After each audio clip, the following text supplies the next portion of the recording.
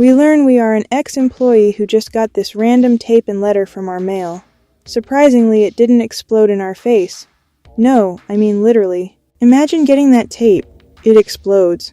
And that's the end of the game. Anyways, we play the tape. It's about some cheap, talking cursed doll. We waste our gas to drive up to the abandoned factory because I guess we couldn't help but find out what happened to the other workers.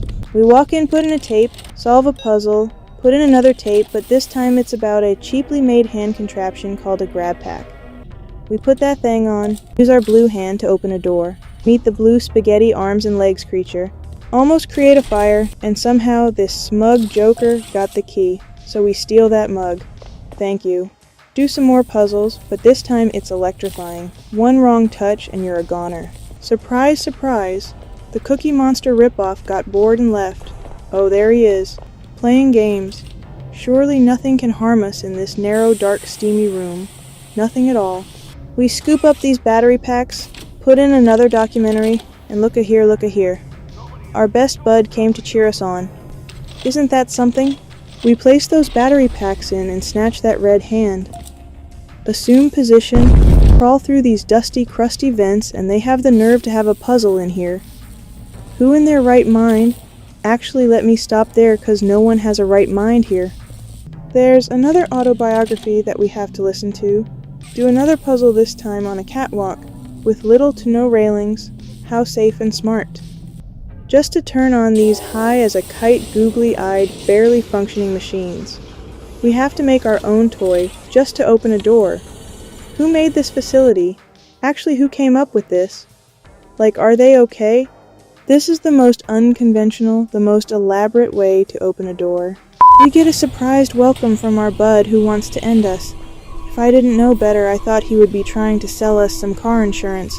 Blue inflatable tube man looking, We run back into the dark, dingy vent.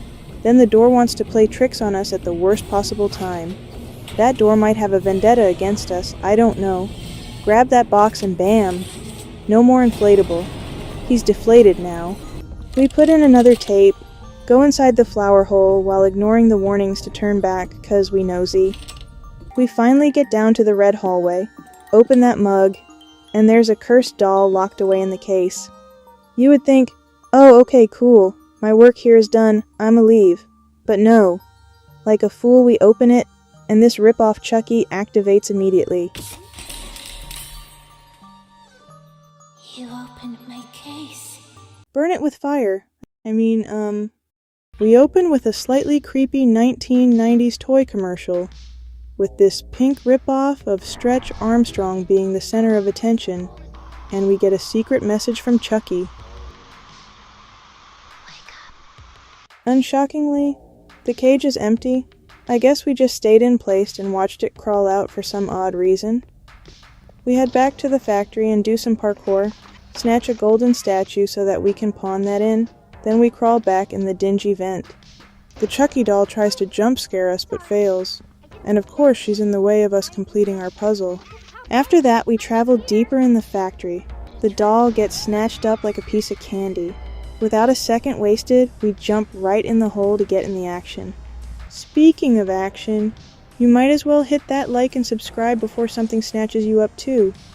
Anyways, as a responsible adult, we gotta restore power in this place.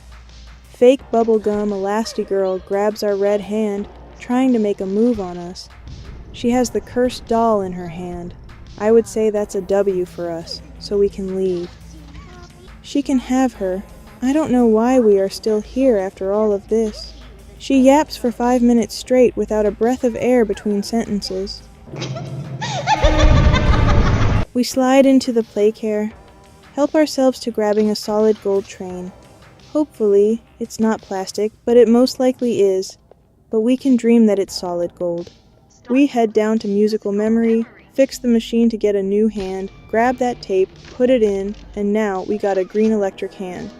This will definitely keep the pink, insane toy away from us. Then we watch a short instructional film about how to play this rigged game. And of course we get another long-winded speech from Spaghetti Legs. She also gives us the courtesy of looking at our imminent death if we lose the game. How nice of her. After we get done with this, she lets us go, we fall, crawl crawl in another vent. Yoink! Move this big red no-eyes dino out the way to do another puzzle. Tear down this sad excuse of a barricade. Head back to the game station. Assault the pink rejected Sesame Street character cutout.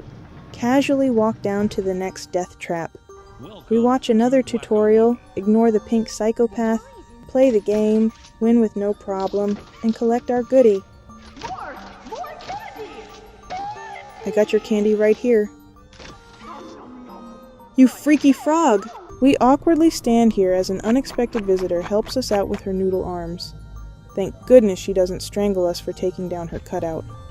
Even if she did have second thoughts, with no help from Barry, we solve another puzzle, watch another recording, and, oh, Barry actually helped out for once. Thanks, Barry. See you later. Now we are playing statues. Yippee. But not without solving another brain teaser first. Again with the instructions manual, and oh boy. I rather risk petting this thing and getting my hand or even my entire arm bitten off over listening to that undetailed plastic toy that can somehow support the body with those bendy headphone wires you call legs. We get through the game, rotate some platforms, go to Bay 2, collect the rip-off Spring Bonnie, do this stupid thing again, vent, puzzle, then out of nowhere we get a chase sequence from Little Miss Bad herself. As we take a stroll away from her, we find another trophy, though this one may not be worth as much as the others. 'Cause, you know. And of course we gotta flip some levers while we are being actively hunted by Miss Sore Loser. Eventually we lock ourselves in this highly combustible tube. We make a run for it, with our short legs, then carelessly wait for the door to open while she runs with her butt in the air. Finally my ears are safe when she gets wrecked by that machine we just turned on. Thank goodness. Then this hand that almost resembles a spider's legs takes her torso. Hey, whatever you got going on that's on you, I'm not judging. Have fun. Yeah, that's exactly where she belongs. It's not just me that dislikes her. We can't even pick up this stiff cardboard note up, but instead we release this demon doll. Now y'all can't say that this doll isn't voodoo or evil. She's not to be trusted, especially when her demeanor changed. Slap that code in and we get this train moving. Rip off Chucky, double crosses us and traps us in here by rigging the train to flip over, leaving us unconscious. Fantastic. We deserve a break anyway. Let's just lay here and dream about something. Now this is what I'm talking about. A good old Saturday morning cartoon show. You can't go wrong with this.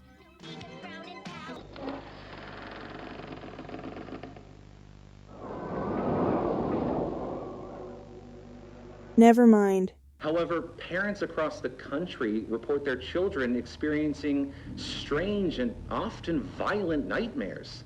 This shouldn't surprise anyone. This company is weird. But I guess we will be going against this purple toothless cat. Barney even got a row of teeth, but this creature and the other creatures don't. Tough times. We start off with this skin and bones purple cat, throwing us away like some trash instead of killing us. I guess he wants us to suffer, 'cause I told him that all he can eat is applesauce and drink milk all day every day since he can't chew. But we escape the compactor, admire the wall art, get across that red gas that would make you want to suplex your granny, then we listen to a tape. Miss Harper, please explain the situation. Spare no detail. Well, like any night, all the children were getting to sleep. It was peaceful, quiet. Catnap had the red smoke in the room. Then suddenly, there was this scream. Oh, maybe one of the children had a poop accident. Shoot, I would scream too if that Skeletor cat started gumming me. Pause. We open the door with these car battery-sized 9V batteries.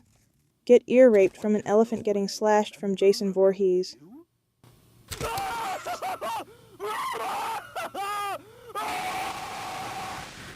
Then we get an unexpected call. Hey, can you hear me? You look kinda lost. I don't want you to die, so I'm gonna help you. Check this out. Look at the tube thing on the back wall. Ready? Boom! You can use that battery to open the door. Why does he talk like he's in Dora the Explorer? Do you know where the battery is? Lookin' I'm already annoyed. Whoa! Did you do that? Whoa, can you shut up? And why is it that he can see everything? Where is he hiding the hidden cameras with his freaky Can't even use the toilet without him peeking. But after his yapping, we go to the maintenance room, and here we go with the puzzles. It powers up a trolley train, and we are gifted with a historic seminar no one asked for. So, after we arrive at Playcare, Dora's nephew tells us what we have to do, and we get to work. It's all headed off to the right. We need to make that red smoke go left instead. Don't know why we are listening to him, but might as well add it to the what the freak am I doing here and don't give a crap list. We easily get a tape and a new hand, try not to fall in the blood water, solve another puzzle, push the red button, get this thing online, push it again, and shocker, it goes offline. Now we gotta do more puzzles and find more batteries. But first, Rip-Off Diego gives us a key to go to Home Sweet Home. We walk down this PT-looking hallway, listen to the radio, put in another tape, but this time we get an unwelcome visitor climbing out the TV. Just another Monday at Playtime Company.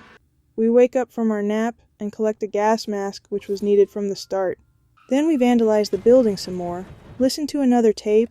Catboy lets us know he's still here. Battery in the hole. Hold on to another battery for another puzzle. Dance for kissy lips. Battery in another hole. Chicken.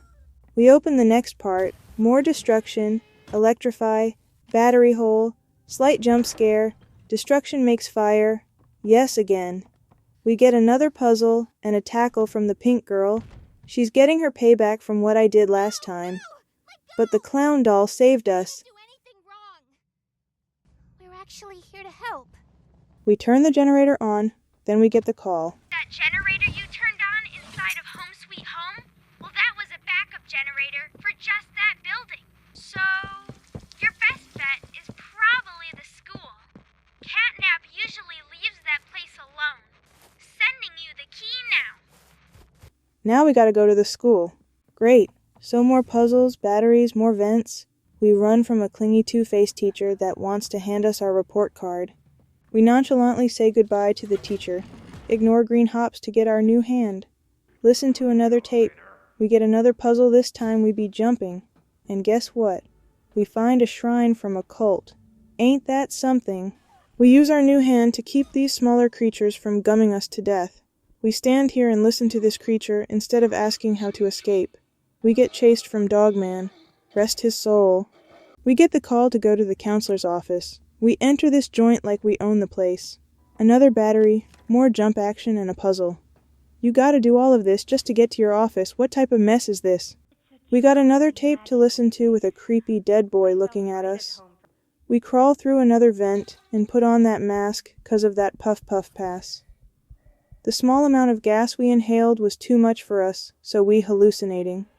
After we snap out of it, Catnap talks to us.